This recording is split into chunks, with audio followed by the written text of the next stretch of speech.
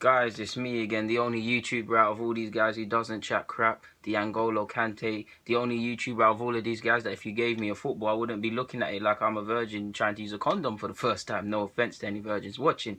But let's get into it. Now, how do I make this make sense? Now, I'm sure you've all seen L'Equipe, or I hope I've said it correctly, French newspaper. They have some good articles, in fact, have released the list of 50, 20, 21-year-old or just slightly under 21-year-olds, the best talents in football. So, yeah, I'm just going to talk about the top 10. If you guys want me to talk about the 20s and the 30s and 40s and the 50s, I will. But I thought just might as well a quick little bit about the top 10.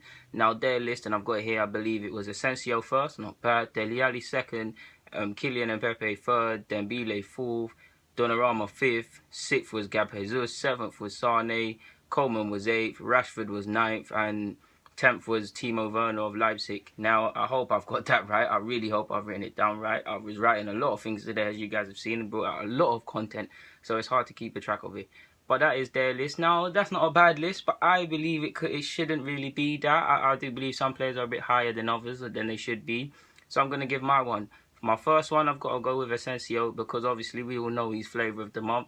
He had a good game in the it was either a draw or defeat to Barcelona. He didn't score or assist, but he caught my eye. He obviously bagged against Juventus in the final. He bagged a banger against Bayern Munich. So he stood up to be counted. 38 appearances, 10 goals, 4 assists. Ultimately, for a player he is in the main side and they do trust him, but very much so was on the cusp and a rotational sort of player. Not bad, not bad return, impressive return. Undoubtedly got to be first, man, for me. Second, I'm going with Kylian Mbappe. Whatever way you look at it, 25 assists, 14 goals. I'm not talking about 25 goals, 14 assists last year in his maiden spell, his first spell as a professional footballer, really in the top flight football. You saw him bag against Dortmund. I'm so sure he bagged against Juventus, even though he should have scored in the first leg. Bagged against City. He's definitely bagged against someone else. Definitely, I'm missing out a big team he's bagged against. But either way, the stats don't lie. We know him and Rashford, they're in a little bit of a passer as to who's better. I don't really care. I believe our job as football fans is not to predict, it's just to document. Because if Rashford has a crazy year with these stats that I've just named with Kylian, and then Kylian doesn't, it flips the thing on its head. But I believe right now they're in the same bracket, but probably Mbappe, I would say, is probably slightly more ahead because he has, wherever you look at it, Rashford hasn't bagged them sort of goals ever. Like, he might do it this year, but at this moment in time, like I said, he hasn't. So Kylian second. Third, I'm going with Ousmane Dembele.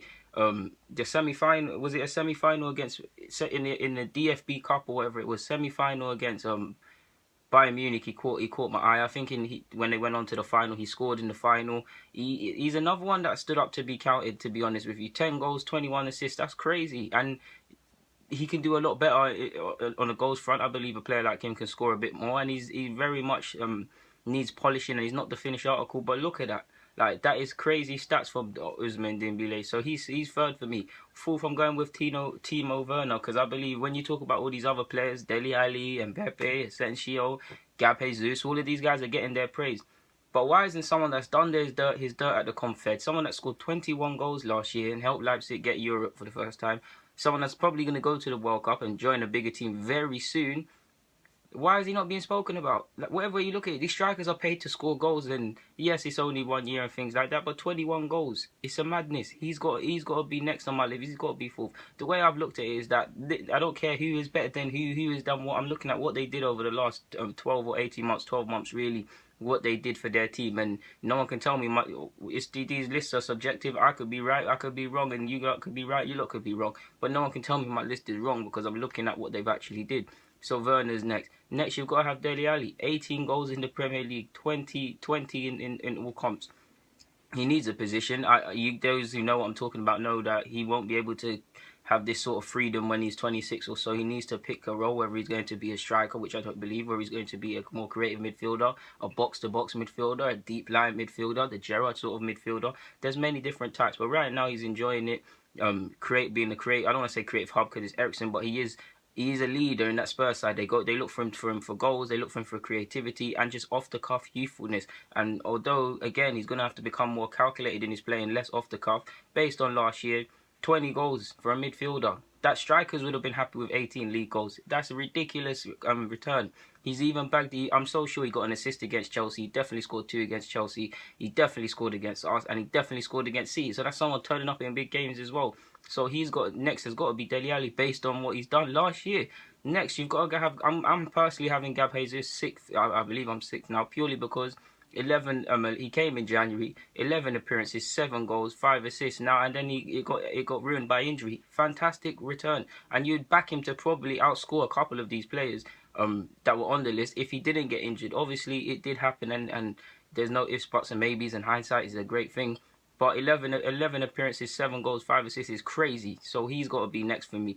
Next, after that, I'm going to put Rashford. Rashford got 5 Premier League goals, 11 in all comps, 6 assists. He got some crucial goals. I think he bagged against definitely scored against Chelsea, and he definitely scored against Celta Vigo. If he scored in any other big games, forgive me, United fans, for not mentioning. Last year it was half and half, because from a development point of view, I think Rashford had a very good season. He was playing left wing. He was given different roles in the team. Like if we go to Liverpool away, because it's fresh in my head, he was given a job of man marking someone, so he was actually deep hook, so he couldn't be in the positions as a striker or winger to threaten. That's all going to help in the educational side. Many people thought he was going to get loaned or rubbed out by Jose. Jose loves him, and he's one of the first on the team sheet somewhat. So, yeah, he's had a good season. But there was periods where he went a long time without scoring. It's nothing against him. He's a young boy. But I just believe the people ahead of him have done more than him. And I think he had a good season. But on the other hand, you could argue he didn't have a good season last year. I'm with the first one I named. But there's a case for both. So, for me, he's got to be behind these lot, to be honest with you. But he's doing his thing. I like Rashford a lot. I really want Rashford to reach the heights, and I really want him and Mbappe to reach the heights and challenge each other, really, because they both are scary. So yeah, but based on the last year, I think Rashford played well, but he did them lot that I've named before, in my opinion, have just done a bit more than him. Obviously, he went and won Europa League, but yeah, next you've got to have Donnarumma. I believe there was a game against Napoli, and there was a draw against Inter Milan in particular, where he caught my eye. He has done some Kalam stuff and made some mad errors, but he's a young boy. It's nothing to do with the football pitch, but the whole I want to leave stuff didn't sit well with me. And I just feel the others, obviously the outfield players and things like that, have ultimately just done more. So next I'm gonna have him.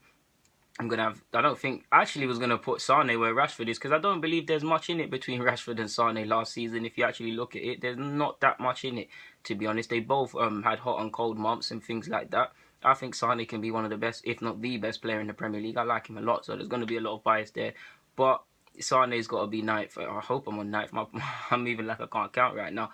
Last has got to be Kingsley Coman, because he did the least dirt out of everyone. I mean, I've got it here. 25 appearances, 2 goals, 1 assist. He was frustrated. He's had a frustrated season. It's hard for him to gain new managers' trust. He's probably wishing Pep never left, because Pep was rating him the most. And it's nothing against him, but ultimately the players I've named ahead of him have done more dirt.